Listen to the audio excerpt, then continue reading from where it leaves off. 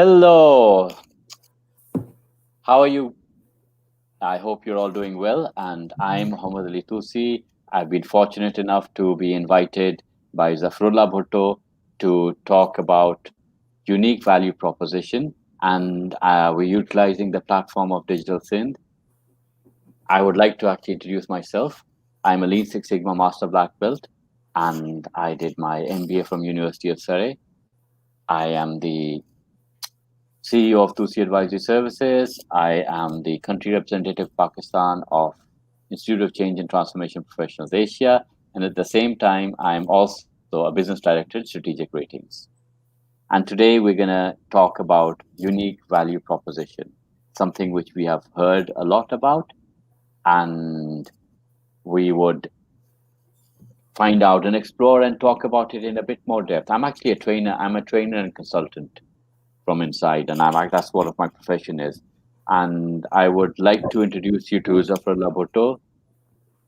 Zafrullah Bhutto is a very good friend of mine. We started meeting virtually, and we it doesn't seem that we've just met uh, since a few weeks. I mean, it doesn't seem like that, neither for him, neither for me. And he has his unique selling proposition. Let's talk about his unique selling proposition. Why do I come so often? Why do I come so often to him? Because his unique value proposition is he brings humility, he brings his character, and he brings his way of dealing with people, which is unique. And that's how he actually has. I mean, he has a person. That's how within a few weeks I've been coming on his live stream so often, and that's his unique value proposition. He is the good thing which he's doing is, and I would like to actually say it myself before because he doesn't actually he doesn't self praise at all. He actually is a very humble person. He's outreaching. The most important thing is he is outreaching. The name of his channel is Digital Sindh. He does not limit himself to just Sindhi, the language. He is broad enough and he's outreaching and showing that Sindh is here to grow. Sindh is going to grow with the world. Sindh is there to outreach. Sindhis are people full of love, full of compassion, full of humanity. And Sindhis are going to learn from him, and the world will learn from Sindhis. And that's his unique value proposition from what I actually consider. So Zafrullah, Thank uh, you.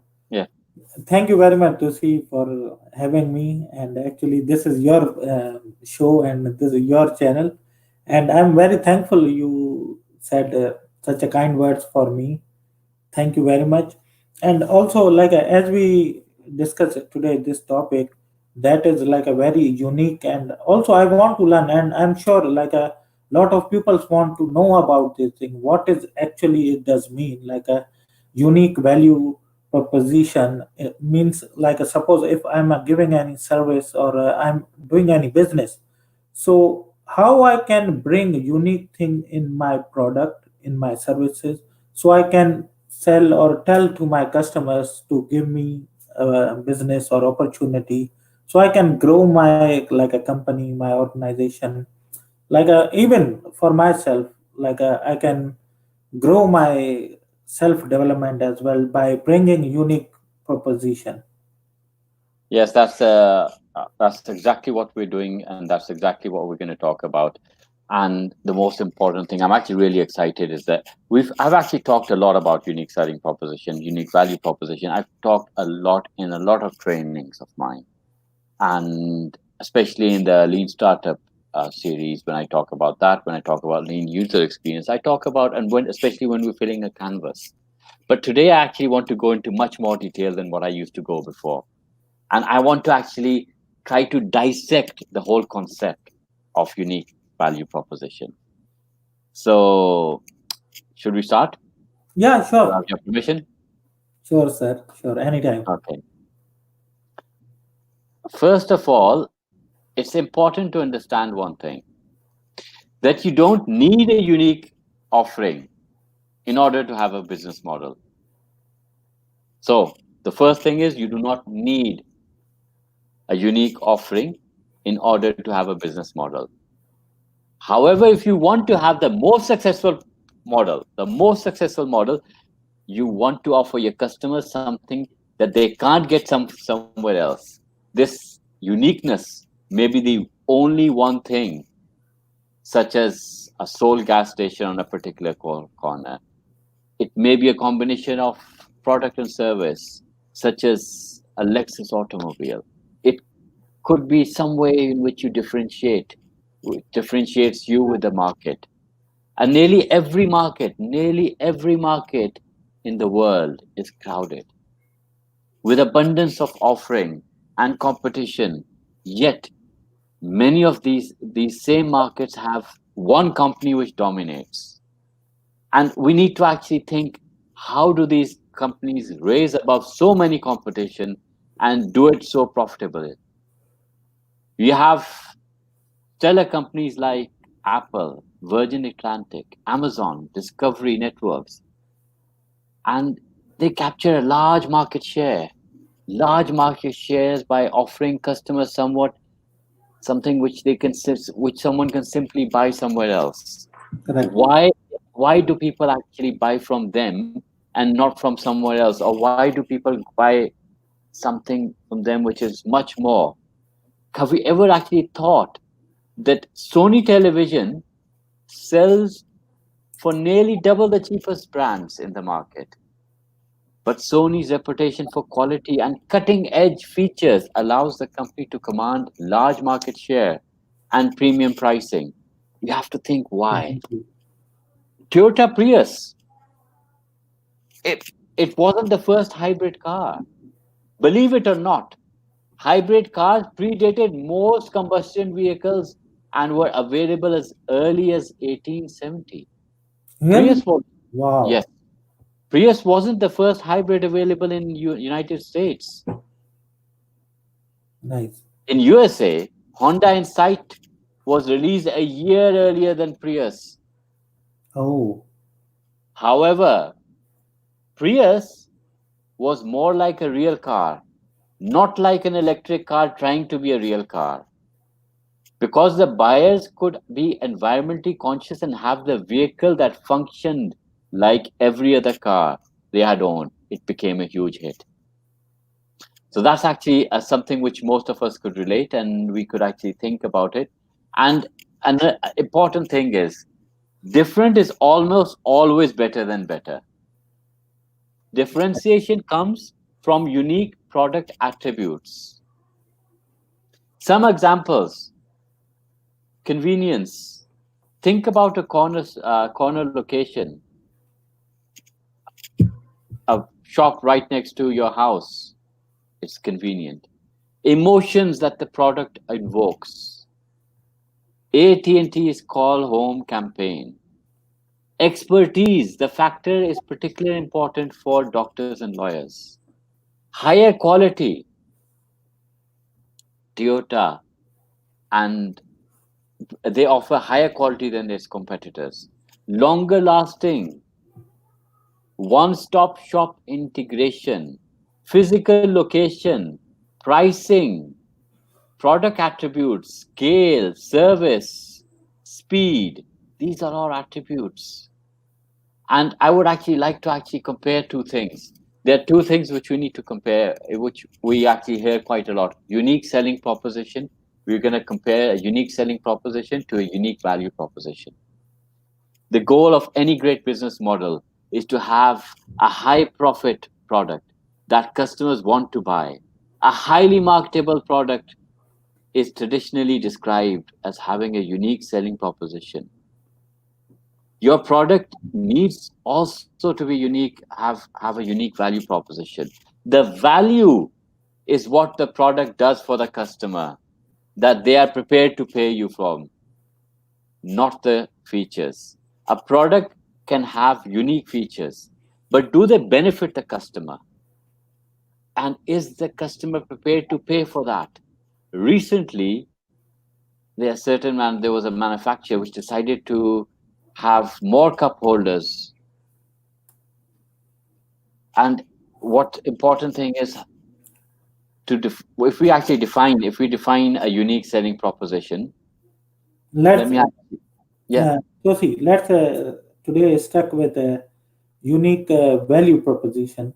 So as you mentioned about the like suppose you mentioned about the name of Apple, Yeah. definitely you see they are very unique. You look at their operating system, their cutting edge design of the product, and also you see their like a security feature that is Yes. also awesome.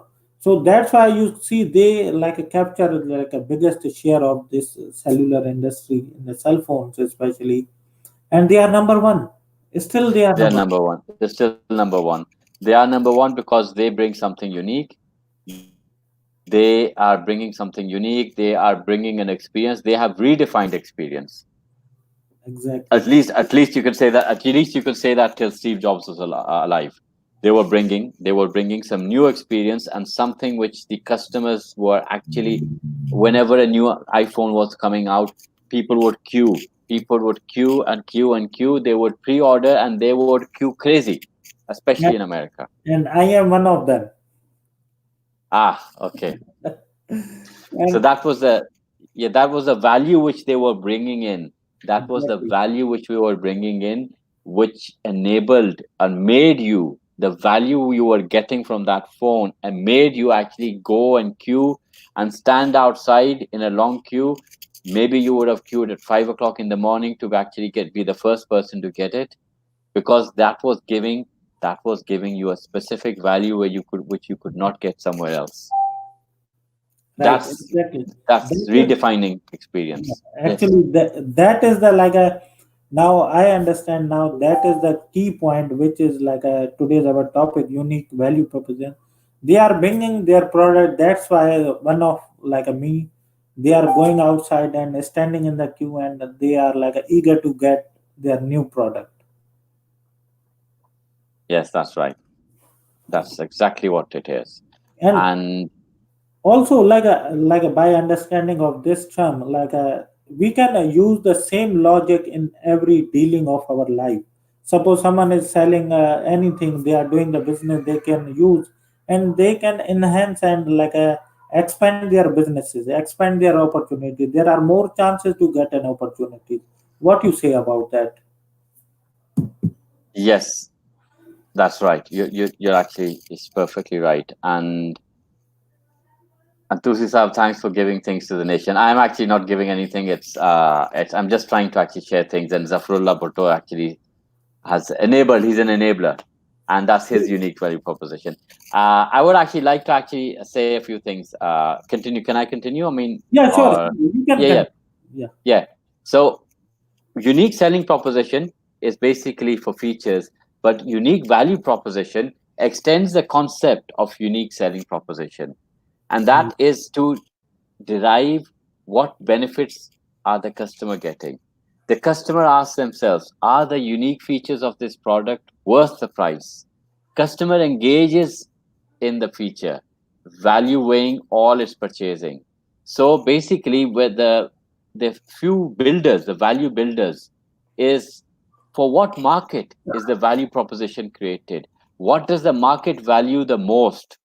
The value experience or the customer experience? What product are being offered? What benefits will the customer derive from the products? What alternatives exist and what substantiates your value proposition? These are something very important. And a marketable product is something which has a unique selling proposition plus a unique market value proposition, because that becomes a marketable product. Because selling proposition is about the features, value proposition is about what value are people taking out of it.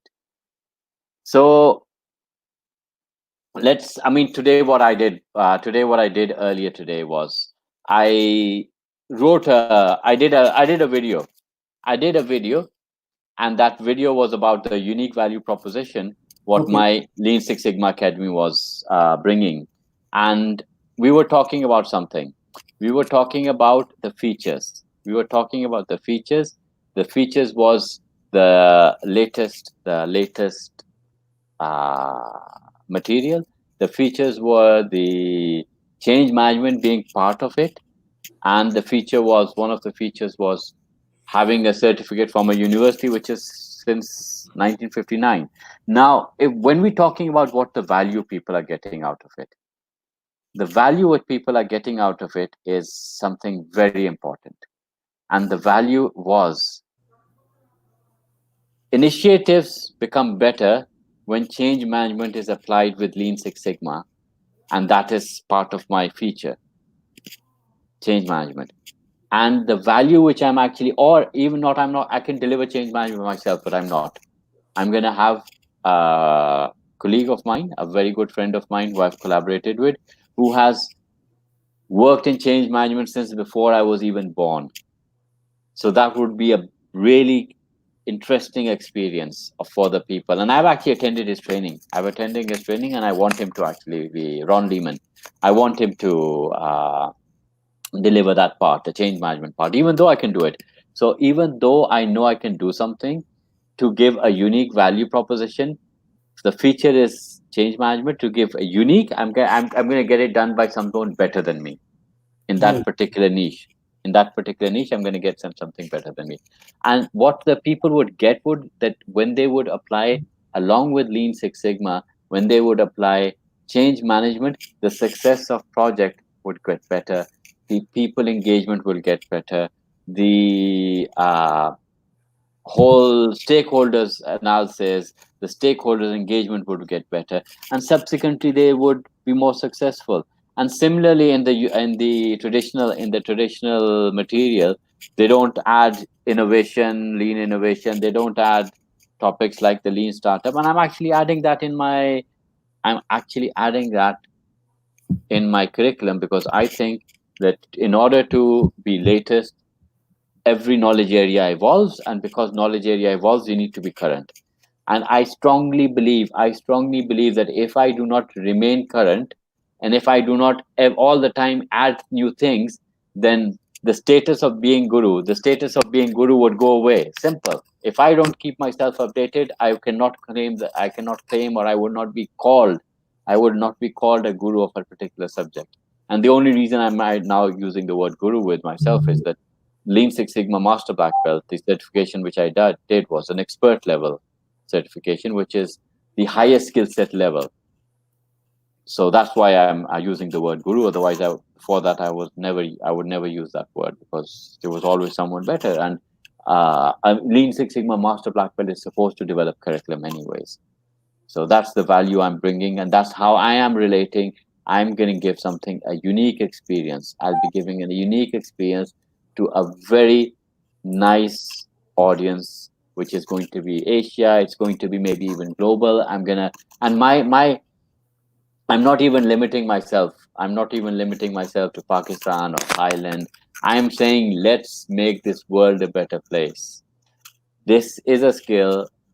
Lean Six Sigma is a skill which is going to be required post Corona. It's going to be the survival of the fittest. So, within that survival of the fittest, learn the new skills. And while learning the new skills, learn the most relevant skills out of that knowledge area, the most current things out of that knowledge area, and combine that with an essential skill, which is change management, because change management is an essential skill for improvement initiatives. We've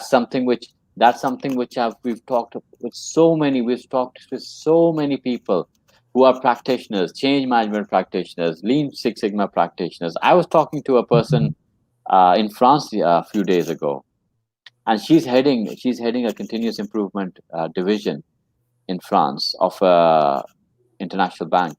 It's a European bank, not a French bank, but it's a European bank, and she's heading it in France.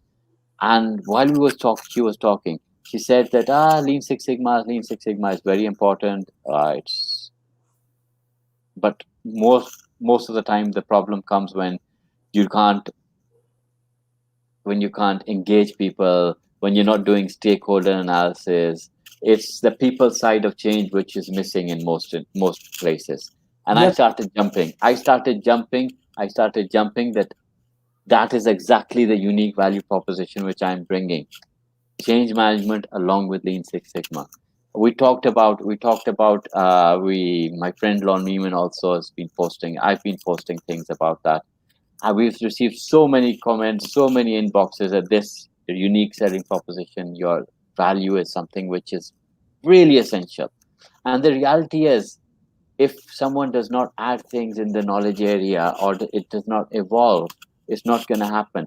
And believe me, the traditional material doesn't have it. I went to England. I did my refresher, black belt refresher from England, and I did my master black belt from England. And they had change management. They did talk about stakeholder analysis. They did talk about change acceleration program based on the General Electric model. We're going to go even more deeper. We're going to go even more deeper so that it becomes engraved. It becomes even more than what I learned on Yes, that Tusi, course. after hearing you, you solve my big problem, which I was Thank you. feeling in my a professional career. I am telling you, is that whenever we do a project and at the end of the project management ask what is the lesson learned and what were the challenges, Oh, yes. and you know what happened every time they ask us how we can minimize our process time. Tell us with your experience of this project, so next time we can do in a better way, in a smart way, in a minimum way. So after listening you, it means giving me an idea. So if I go with the Lean Six Sigma, it will help us a lot to me in my a It professional will career. it will help you a lot, and maybe we could actually even have a session on basic lean. Maybe we can have a session on basic lean. Maybe I can go a bit in details. Maybe I can go in some a bit details. Maybe in a few days we can have that session, and we Yes, can have that session, and we can. And you know what? I can even have that. We can have one session in English for the wider audience, and another session which we could have in Urdu, so that in yes, those who don't understand English could actually understand it. Because you know what? I delivered a lean training. I delivered a lean training. We have a university over here in Lahore University of Management Sciences. okay, Within Lahore University of Management Sciences, there's a cafeteria which is called Jaman Java Lums. It's in okay, the business school, and my friend actually runs that. So one day he actually, I think it's been more 5 6 years. One day he actually called me and he said, "Tusi, can you deliver a training for my?" I mean, he knows that I'm a trainer, so I said, "Okay." And then I brought all my stuff and I started. And as soon as I put my laptop on, I realized these people are not going to understand English.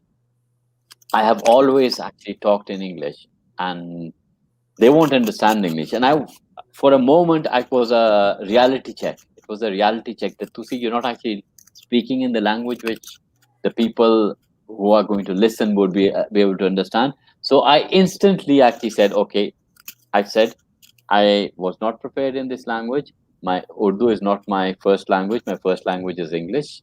So please forgive me. Please help me. Please help me translate if I stammer.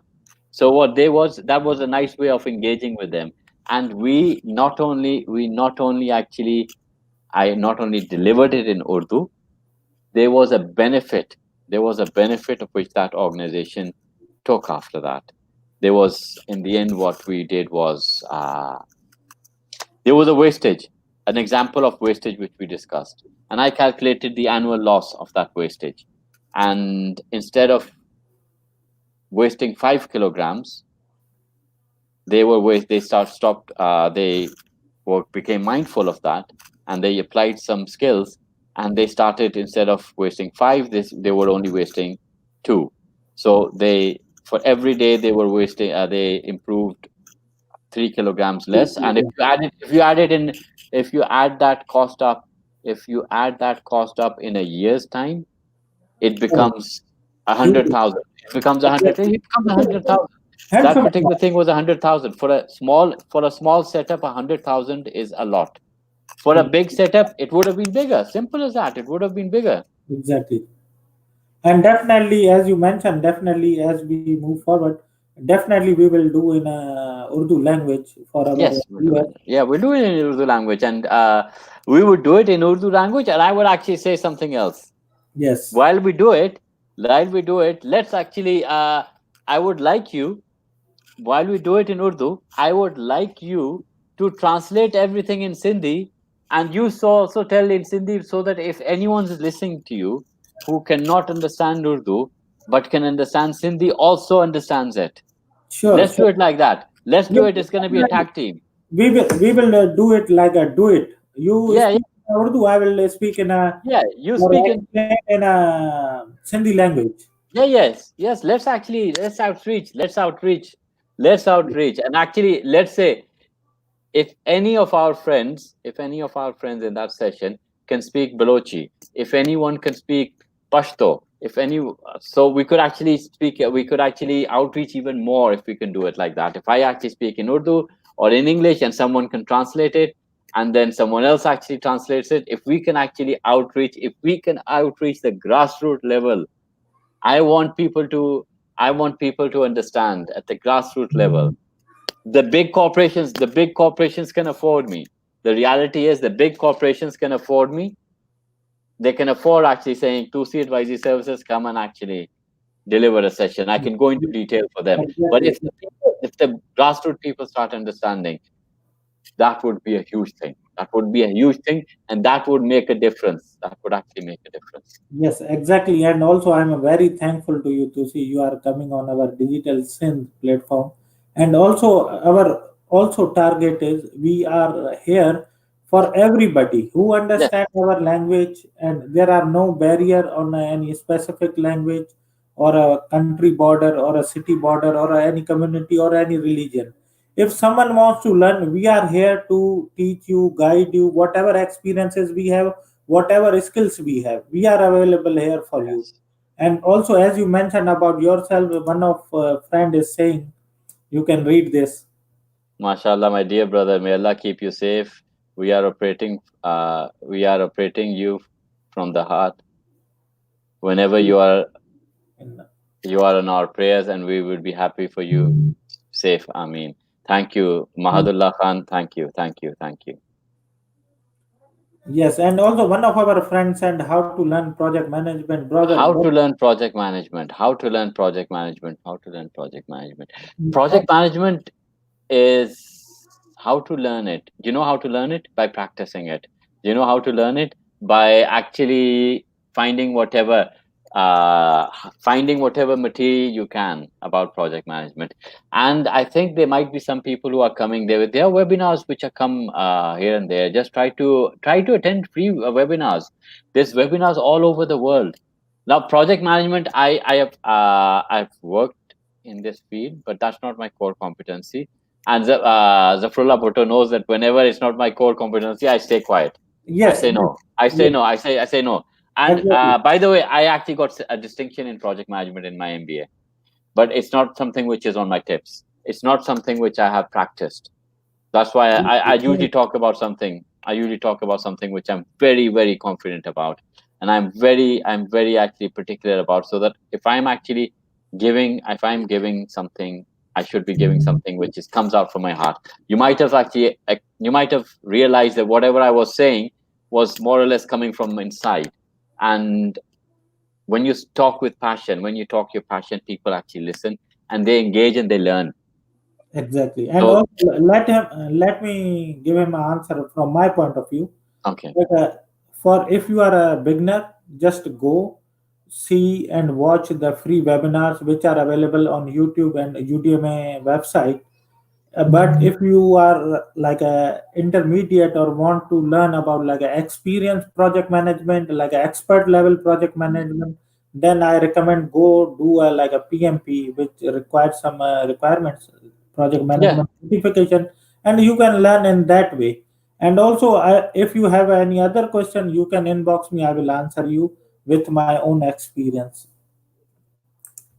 And to Yeah. see, as we have a like a, we are speaking very good and like any specific topic, but right now we have a limitation of time, so we have to be Yes, say I goodbye think to our friend. yes. but Yes. in the last, I ask you if you have a last message. Go ahead, please. I have a last message. I have spent, Zafar has spent a good 30 minutes of our time to talk about a unique value proposition. My request from everyone who is listening, my request from people of Sindh, my request of people of Pakistan, my request of people of Asia, my request of people of the world, try to bring a unique value proposition in your business. If you bring a unique value proposition in your business, you would be more successful than what you would have been without a unique value proposition. Try to bring it. And not only for businesses. Okay, we talked about businesses. Think, if you're not into business, if you're an employee, if you are actually employee, why should you be employed? What is your unique value proposition? When you're giving an interview, think about what is your unique value proposition. Why should you be chosen out of 50 people or out of 1,000 people? You need to have a value proposition. So, in the end, I would request you to actually try to practice it. If you're a student, practice it in actually having a unique value proposition in yourself. If you have a business, bring something, think about what your unique value proposition is and concentrate on that. And in the end, I would actually close the way we always close it. Can Yes, we close now? definitely. Pakistan. Yeah. Definitely, we are going to that. I just say to at the end to my friends, we very soon we are coming with other languages as we said, and yes, go ahead, please, Tosi now. Pakistan.